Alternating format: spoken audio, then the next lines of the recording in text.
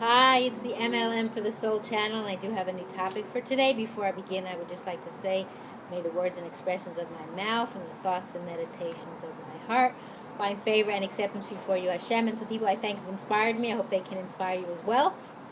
We'll have links below this video to their sites. They are Rabbi Shalom Arush, Rabbi Lazer Brody, Rabbi Yosef Mizrahi, Rabbi Eli Mansour, Rabbi Alon Anava, Rav Daniel Asor, Nisan Baruch Black, David Sachs, Rabbi Michael Skilback, Jews for Judaism, Rabbi David Usher, Rabbi Yaron Ruvain, and if I left anyone out, they're all going to be below this video, so you can check them out.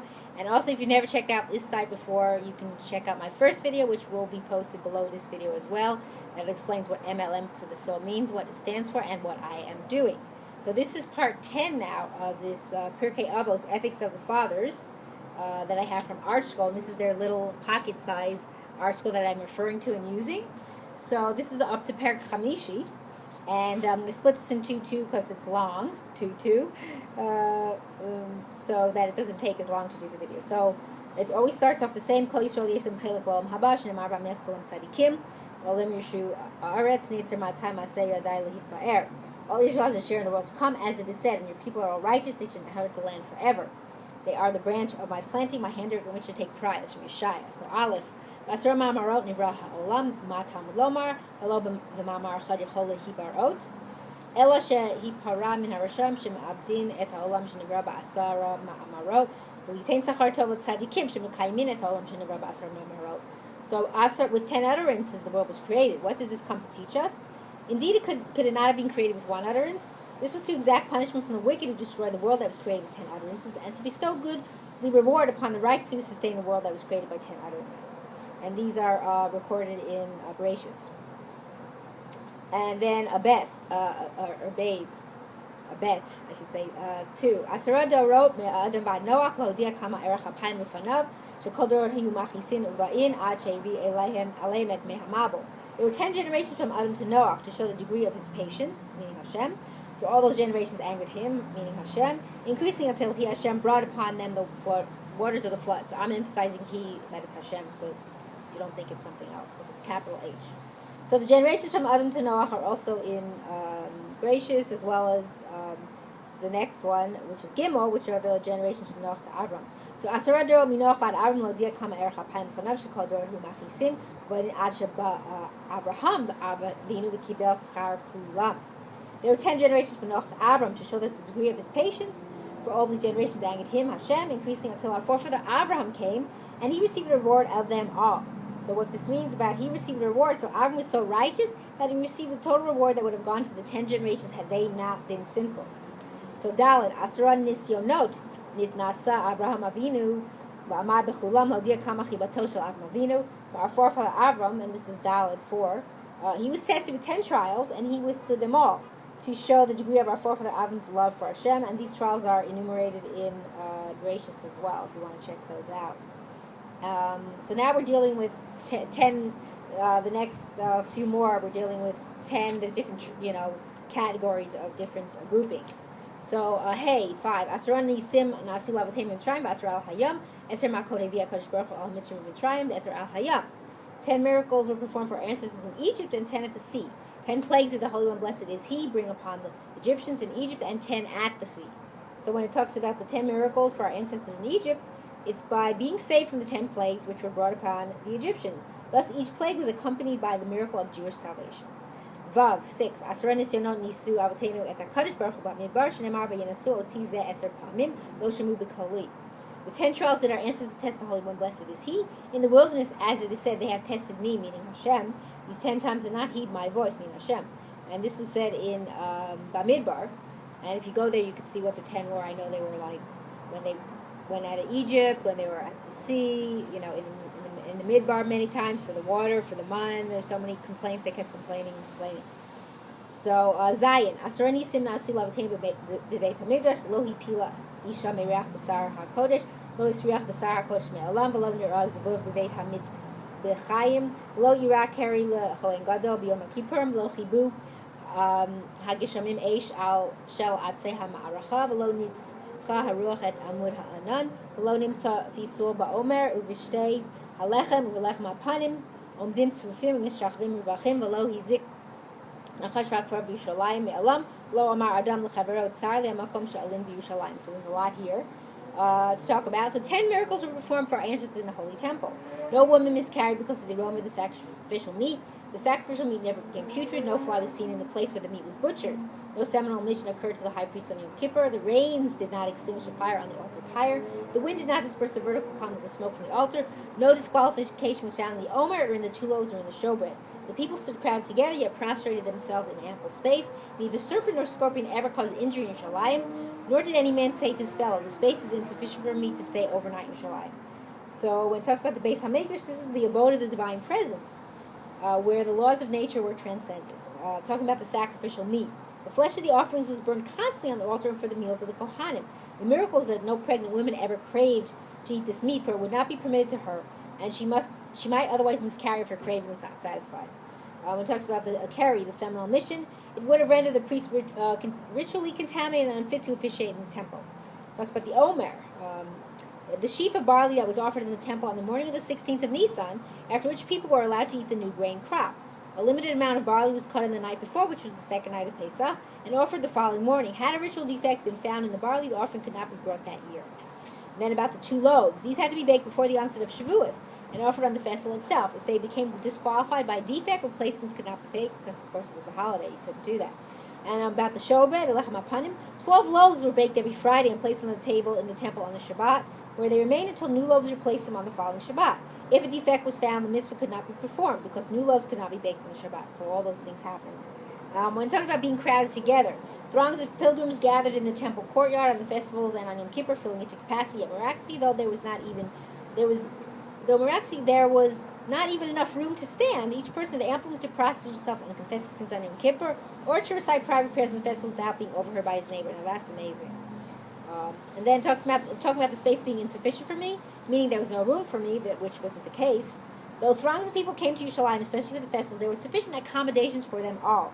Moreover, because of the holiness of the city, Hashem provided for all residents of Yerushalayim, so that no one ever had to move to another city to seek a livelihood. So, Asora Devarim Nivru, this is Ches 8. Asora Devarim Nivru be'er Shabbat bein Hashmashah ve'Eloheim, pi haaretz ufi habe'er, pi ha'atom va'kesh va'aman va'mata va'shamir. Haktav ha'mechta va'halucha v'yeshomrim, af ha'mazikin u'kurato shel Moshe ve'elu shel Avram Avinu v'yeshomrim af tzvat b'tzvat asuya. So 10 things were created on Shabbat on the Shabbat Eve at twilight. They are the mouth of the earth, the mouth of the well, the mouth of the donkey, the rainbow, which was Noah's sign that there would be no future floods, the manna, the staff, the shemirim, the script, the inscription, and the tablets. Some say also destructive spirits, Moshe's grave, and the ram of our forefather Avram, and some say also tongues which are made with tongues. So when it says these are the provisions for future miracles and exceptions to Hashem's natural order, which were provided for in advance when He created the world, and Hashem created the world, immediately prior to the first Shabbat. When it talks about the mouth of the earth, this was what engulfed Moshe. It engulfed Korach, I should say, when he went against Moshe and his fellow conspirators. So they all were swallowed up by the earth. Excuse the noise in the background. The mouth of the well, which provided water for Bnei Israel in the wilderness. The mouth of the donkey, which spoke to Bilam. The staff, which Moshe performed the signs in Egypt. According to rabbinic tradition, it belonged to Adam and was transmitted through the generations to Moshe. The 4-letter divine name was engraved on it. And then we talk about the shamir worm. This is a small worm that, according to the Mishnah, split large stones as it crawled on them. Since no sword or iron symbols of violence could be used to hew the stones for the temple's construction, the shamir took the place of conventional tools, which is amazing. We don't have that worm anymore that exists. The script, which is the form of the Hebrew alphabet. The inscription, which is the instrument which was used by Hashem to engrave the luchos, the tablets of the 10 Commandments, which are miraculously written on both their sides. And the tablets, which were talking about the first ones, were created on the first Shabbat Eve, but the second ones were carved by Moshe. And then the tongs, which are made with tongs, tongs are made with another pair which holds the red hot metal for the smith. So according to this view, Hashem provided man with the original pair of tongs with which to make them. Okay, then Tess. Now we're talking about 7. Shiva dvarim begolim v'chacham chacham she'ino medaber l'fnei mi. שגדול ממנו ובחכמה ובמניין, ואינו נכנס לתוך דברי חברו, ואינו נבהל להשיב, שואל כעניין, משיב כהלכה, ואומר הראשון ראשון ועל האחרון אחרון. ועל מה שלא שמע, אומר לא שמעתי, מודה על האמת, וחילופיהם בגולם. So 7 traits characterize an uncultivated person and 7 a learned one. A learned person does not begin speaking before one who is greater than he in wisdom or in years. He does not interrupt the words of his fellow. He does not answer impetuously. He questions with relevance to the subject, and he replies accurately. He discusses first things first and last things last. About something he has not heard, he says, I've not heard, and he acknowledges the truth. And the reverse of these characterize an uncultivated person. So when it talks about first things first, he means his mind works in an orderly, organized fashion. Saying when it says, I have not heard, he does not fabricate false sources, nor is he ashamed to admit his ignorance. And acknowledging the truth, he readily admits to an error. So if you don't know something, or if there's a mistake, he says it, he doesn't deny it. Okay, now Yud, 10. Shiva mine aforaniyot ba'in la'olam al shiva mufei avera, miksatan ma'asrin, miksatan einan ma'asrin, ra'av shel batsoret, ba miksatan re'evim, miksatan siveim, gamru shelo la'aser, ra'av shel muhumav, shel batsoret, ba shelo litol ta'chala, ra'av shel chalyaba. So 7 kinds of punishment come to the world for 7 kinds of transgression. So A, if some people tithe and others do not, a famine caused by lack of rain ensues, some go hungry and others are satisfied. B, if all decided not to tithe, general famine caused by both armbands and droughts ensues. And C, if they also decide not to separate the challah, famine caused by destructive drought ensues. And it continues in Yud Aleph, 11. Dever ba'olam al mitot ha'marot b'Torah shelo nisru le'veitin v'al peirot shvi'it. Cherer ba'olam al inuri hadin v'al iud hadin v'al hamorim b'Torah shelo halacha. Chayera ba'olam al shuvat shav v'al chilul Hashem.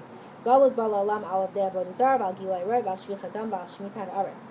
So D, pestilence comes to the world for the death penalties prescribed by the Torah that were not carried out by the court, and for illegally using the fruit of the sabbatical year. The sword of war comes to the world. That's E, I'm sorry. The sword of war comes to the world for the delay of justice, for the perversion of justice, and for interpreting the Torah decision in opposition to the halacha. F, while beasts come upon the world for vain oaths and for destruction of Hashem's name. Desecration, I should say. And G, exile comes to the world for idolatry, for immorality, for bloodshed, and for working the earth during the sabbatical year. So these are 7 forms of divine retribution, measure for 7 sins. Every calamity that befalls mankind is a punishment for sin. And then the final one, which is Yudbet, Ba'arba'av, Furakim HaDever Mitrabeh, Ba'revit, Vashvit, Mosei Shvi'it, V'motzei Achag, Shebachol Shana V'Shana, Revit, Mipnei Ma'aser Ani Shabashlishit, Vashvit, Mipnei Ma'aser Ani Shabashishit, V'motzei Shvi'it, Mipnei Peirot Shvi'it, V'motzei Achag, Shebachol Shana V'Shana, Mipnei Gezel Matnot Aniyim. So at 4 periods of the 7-year sabbatical cycle, pestilence increases. In the 4th year, in the 7th year, and the year following the sabbatical year, and annually following the Sukkot festival. In the 4th year for neglecting the tithe of the poor in the 3rd. In the 7th year for neglecting the tithe of the poor in the 6th. And in the year following the sabbatical year for violating the laws of the sabbatical produce. Annually at the conclusion of the festival of Sukkot for robbing the poor of their gifts. So this mission elaborates on one of the themes of the preceding one, the sending of a plague, which is Dever, pestilence, upon the earth as noted previously. Pestilence strikes the world for a variety of sins. Even at such times, however, the people dare not neglect their responsibility to the poor. If they do so, the pestilence would intensify. Special times of responsibility to the poor are at the harvest of the 3rd and 6th years, when the tithe is to be given to the poor, and during the sabbatical year, when everyone, including the poor, is entitled to take whatever grew in the fields during the year. And then when it talks about for robbing the poor of their gifts, at harvest time, which is before Sukkot, the Torah requires farmers to leave dropped and forgotten sheaves and a corner of the field for the poor. So that's it for today. We're going to stop here and continue next time. So I just want to say in closing that I hope we will heed what some of these things tell us to do right in the eyes of Hashem, and that we all will merit to live and see the coming of Mashiach speedily in our days and rebuilding of our final everlasting base. Amen. And thanks for watching.